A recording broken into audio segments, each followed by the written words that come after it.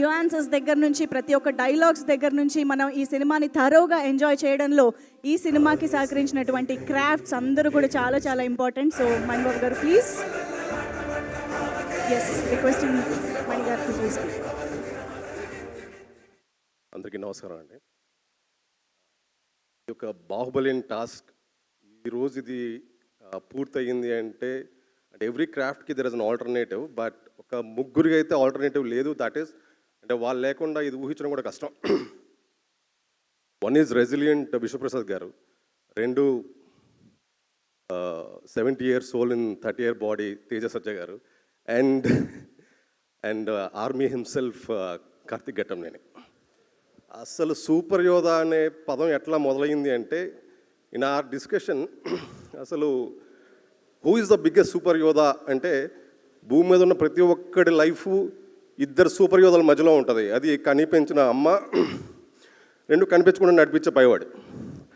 ఈ కథ కూడా అమ్మతో మొదలయ్యి ఆ రెండో సూపర్ యోధా వైపు ముగుస్తుంది.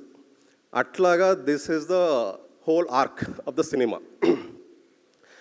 ఏదైతే పాత్ర మహాబీర్లామకి రాసాం, ఈరోజు మనోజ్ గారు యాడ్ అయిన తర్వాత ఈరోజు వీఆర్ ఫీలింగ్ ప్రౌడ్. రాసిన తర్వాత ఒకళ్ళు యాడ్ అయిన తర్వాత అది గర్వపడేలా చేసిన పాత్ర అది ఉందంటే మహాబీర్లామ పాత్ర. That's because of Manchu Manoj గారు. అండ్ ఎంత రాసినప్పటికీ దేశంలో ప్రతి కార్నర్లో సౌండ్ వినిపించేలా చేసింది అంటే దట్ ఈస్ గౌరహరి సౌండ్.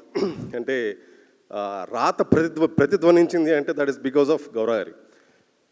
ఇంకా విలక్షణ నటులు జగపతి గారు, జయరామ్ గారు, మంచు మనోజ్ గారు, వీళ్ళందరికీ రాసే అవకాశం కల్పించిన కార్తిక్ ఘట్టంనేని గారికి సదా కృతజ్ఞుడిని. ఏదైనా వర్కౌట్ అయ్యింది అంటే అది పైవాడి సాయం, వర్కౌట్ అవ్వలేదంటే పైవాడు నేర్పించే పాఠం. ఇలాంటి ఇంకో స్మూతర్ క్లోజర్కి అవకాశం ఇచ్చిన పైవాడికి I'm always grateful. Thank you so much.